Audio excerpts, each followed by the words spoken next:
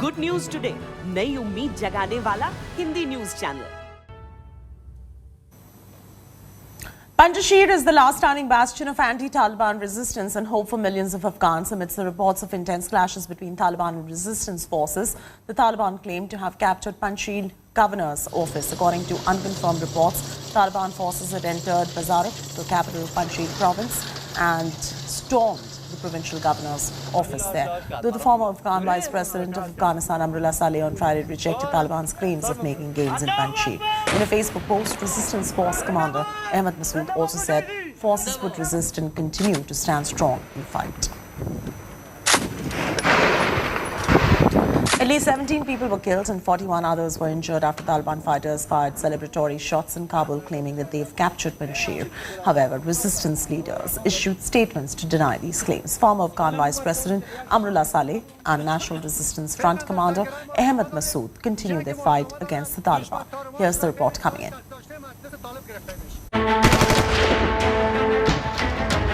Battle for Panjshir.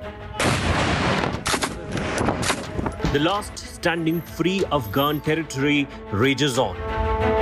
Claims and counterclaims fly thick and fast as fighting in the valley intensifies. Taliban fighters fired celebratory shots in Kabul skies late on Friday night, claiming capture of the last holdout region. At least 17 people were killed and 41 injured in the firing, with local media showing images of people being carried to Kabul's emergency hospital.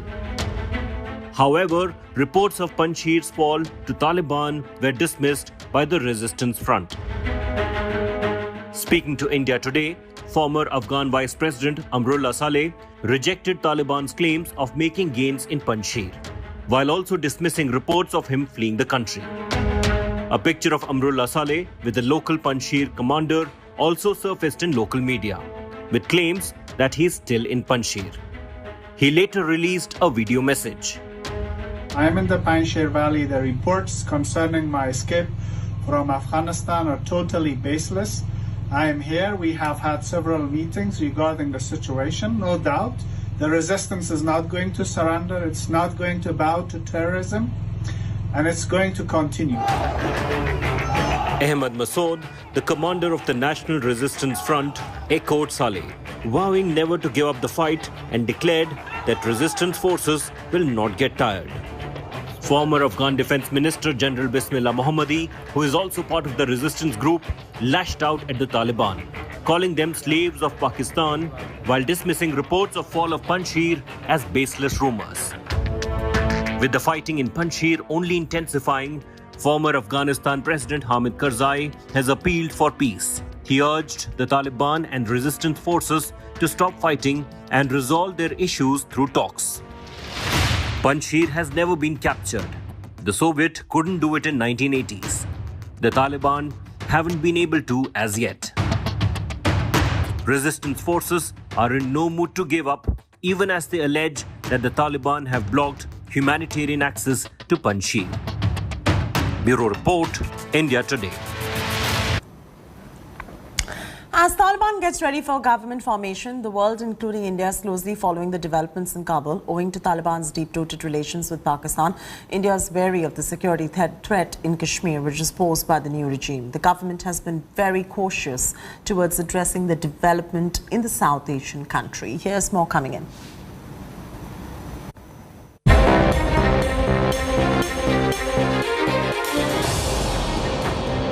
India invested a whopping $3 billion in Afghanistan. Built dams, parliament building, schools. India's efforts seem to have been nullified by the Taliban surge. As Taliban government takes shape, the world is watching silently and with skepticism. And so is India. For now, New Delhi has adopted a wait-and-watch policy, but it is also keeping a close eye on the developments in Afghanistan. Foreign Secretary Harsh Shringla, who called on the US Secretary of State Anthony Blinken, discussed the Afghanistan situation in Washington. It's wait and watch. In other words, we have to see how the situation evolves on the ground. I mean, are we going to immediately take steps? I don't think so. Are you going to calibrate your decisions according to what happens? I think that would be the case. How long that would take, nobody really knows. Both the countries adopted a resolution on Afghanistan that called for an inclusive, negotiated political settlement, demanded Taliban to facilitate evacuation. Shringla also said that India has a limited engagement with Taliban and its future is based on Taliban's assurance. He further stated that Taliban seems to have indicated that they will be reasonable in addressing New Delhi's concerns. They are watching the situation very closely. They will obviously see, how different players get engaged in the situation in Afghanistan. Pakistan is a neighbor of Afghanistan's. They have supported and nurtured the Taliban. For India, how things unfold in Afghanistan is a matter of concern. Pakistan's role in Taliban is a big alert. The unholy nexus can create security issues as Pakistan can influence Taliban against India. Its terror groups may get new training grounds in Afghanistan and can be sent to Kashmir via Pakistan border. Both India and US are very much aware of Pakistan's duplicity. Having said that, countries like India and the United States of America being cautious but also ensuring that if need be, they will engage Afghanistan. For India, it is important because India is a near neighbor and there is too much at stake when it comes to Afghanistan. Also keeping a close eye on what Pakistan's movements in Afghanistan are going to be like and look like. On 31st of August, India established its first official contact with Taliban. Indian ambassador to Qatar, Deepak Mittal, met the head of Taliban's political office, Sher Mohammad Abbas, in Doha and held discussions on safety, security and early return of Indian nationals stranded in Afghanistan. But can Taliban be trusted? For that, we have to wait and watch. With Geeta Mohan in New Delhi, Bureau Report, India Today. India Today's Neha Mordani spoke exclusively with former Afghan cop Khatira Hashmi, who was stabbed by Taliban men for stepping out of a house for work. Listen in. अभी जो आप देखती हैं situation और तालिबान के जो वादे हैं कि वहाँ अफगानिस्तान में औरतों के ऊपर जुल्म नहीं किया जाएगा, उनको परेशान नहीं किया जाएगा, तालिबान का ये कहना है कि औरतें आके सरकार में उनके साथ जुड़ सकती हैं। आपको क्या लगता है खातिरा हाशमी?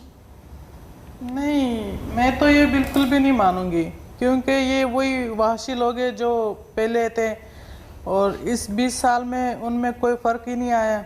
जो पहले के थे वैसे की वैसे हैं और अब भी उन औरतों के साथ वही जुल्म शुरू हो रहा है, सब लोग देख रहे हैं। और औरतों को तो सबसे बड़ी गुनाह यही है कि काम करती है या घर से बाहर निकलेगी वो तो गुनहगार बन जाती है। और ये जो इस्लाम के नाम पर ये कोई काम करते हैं, इस्लाम का नाम तो लेते हैं और बोल रहे हैं कि हमें इस्लाम लाना है और हम इस्लाम में रहेंगे, हम औरतों को इस्लाम के जामे में रखेंगे, पर ऐसे हकीकत में कुछ भी नहीं है। जैसे कि वो बोल रहे कि औरतों का उनका हक मिलेगा और उन औरतों को जो यहाँ पर अभी भी काम कर किया है उन्होंने और वो अब भी करेंगी, उनको उनका हक मिलेगा। पर मैं नहीं मान सकती क्योंकि जो मेरे साथ हुआ है वैसे बहुत और औरतों के साथ भी हुआ है और होता जा रहा है और डर के मारे कोई औरतें कुछ बोल ही नहीं सकती। वो बस यही बोल रहे कि हाँ तालिबान अच्छे, तालिबान अच्छे, पर तालिबान ने तो इस्लाम का नाम ही बदल दिया और इस्लाम के नाम पे लोगों को शर्म आ रही है कि ये कैसे इस्लाम है, ये कैसे मज़हब है कि औरतों को साथ इतना बुरा सलूक हो रहा है। जो मैंने वहीं पर मैंने खुद जब आंखें थी देखा है और अब भी हो रहा है, वैसे ही हो रहा है औरतों के साथ।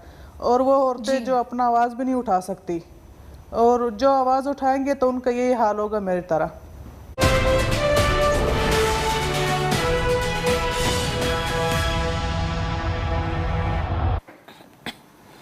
The stage is set for Kisan Mahapanchayat in Uttar Pradesh's Muzaffarnagar. Preparations are on in full swing at the GIC ground to host farmers from various states. The state authorities are expecting a large gathering at the ground for the meet to be scheduled to begin at 11 a.m. in the morning and aims at discussing the farmer-related issues. More than 1,000 Bharatiya Kisan Union volunteers are stationed at the GIC ground to assist the police. Identity cards have also been issued. for the participants, and over 100 medical camps have been set up at the location. Arrangements have been made to feed langar to all the farmers. Meanwhile, farmer leaders have warned the government against blocking farmers' path to Panjshir. नहीं रोकेगा कोई, कैसे रोक देगा कोई? ये कोई सरकारी मीटिंग है या ये हमारी पंचायत है, तो इसको नहीं कोई रोकेगा तो लोग तोड़ कर जाएंगे। पुलिस बाहर से ज्यादा रोक रही है, जो अदर्स जिलों से लोग आते हैं उनको ट्रेन से रोक देती है, उनके जो वे घर से चलते हैं तो वहाँ रोक देती है, वहाँ मुजफ्फरनगर और उसके आसपास यहाँ नहीं पुलिस रोक रही। The preparations are in full swing at the GIC Maidan of Muzaffarnagar. Now the farmers have reached to the Karma Bhumi of Chaudhry Charan Singh. As you can see, the preparations are on. The tents have been installed while tractors are being used to fill up the potholes made due to again raining, as there's no stop to the raining since last 2 to 3 days. Apart from that, this is going to be historic, as for the first time Naresh Tikait and Rakesh Tikait are going to share the same stage where I'm currently standing. This is the stage where the two brothers will come together tomorrow. The event is will start around 11 a.m. and will continue till 5 p.m. With this event, with this panchayat, farmers are raising their voice to suspend the 3 farm laws. And it is not just about farm laws this time, as Uttar Pradesh elections are nearing. They have also questioned that why the sugarcane prices are not rising since last 4 years, and why there is a rise in electricity rates in Uttar Pradesh. So these are the demands of farmers, and that is why from every corner of India, farmers are going to come in lakhs in this particular GIC Maidan of Muzaffarnagar. With cameraman Sanjay Samar Srivastava for India Today.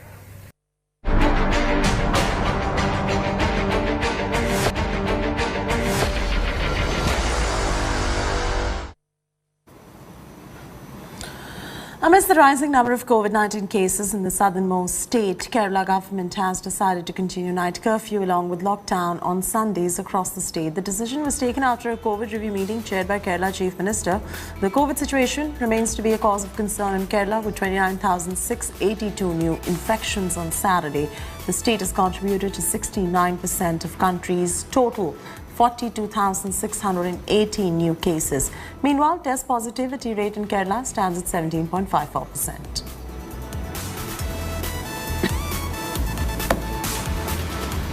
While the outrage continues over skyrocketing prices of petrol, diesel and LPG gas, a shocker comes from Karnataka BJP MLA Arvind Bellad.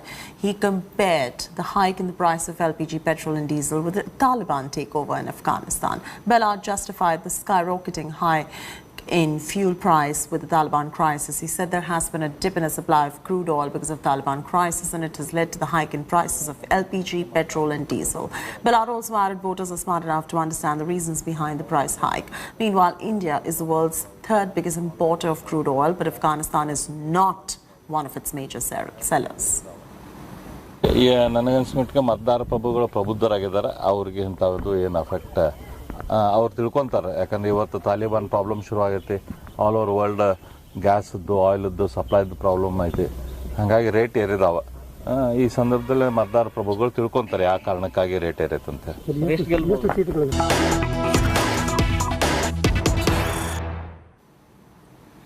Breaking news just coming in. Police have registered a case under the Unlawful Activities Prevention Act over the draping of the body of hardline separatist leader Saeed Ali Shah Gilani in a Pakistani flag, and the alleged raising of anti-national slogans after his death on Wednesday. The Badgaon police registered the FIR against unnamed people under various provisions of Unlawful Activities Prevention Act and the Indian Penal Code. Police has taken cognizance of a video that showed Gilani's body draped in a Pakistani flag. However, as the police moved in to take over the body, the late separatist leader's aides removed the flag.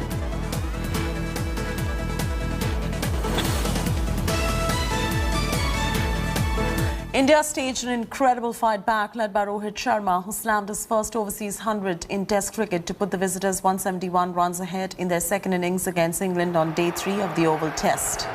India resumed their overnight score of 43 for no loss, with Rohit and KL Rahul adding 83 runs for the first wicket. Rohit found an able ally in Cheteshwar Pujara, and the two added 153 runs for the second wicket to put India in command. Rohit brought his 8th Test 100 with the 6 of Moeen Ali, and England were on the mat. India lost both Rohit and Pujara off the new ball, but Virat and Jadeja held the innings before bad lights stopped play with India 270 for 3 at stumps. Test debut, but his first overseas 100 has come in 2021. India's top-ranked table tennis player Manika Batra has alleged that national coach Soumyadeep Roy has asked her to throw a match during the Olympic qualifiers in March this year. At the Tokyo Olympics, Manika, who made it to the 3rd round there, had refused Soumyadeep's help after her personal coach was denied access to a field of play due to limited accreditations. The Table Tennis Federation of India had served her with a show-cause notice for indiscipline, and in her reply, Manika has alleged that Soumyadeep had pressurized her in Doha in March to lose a match to players who trains at his own academy so that she could qualify for the Olympics. Manika did not mince words and said Soumyadeep was accompanied by the player at the hotel room, and she even reported the matter to the federation. The TTFI will come up with its response in a few days' time.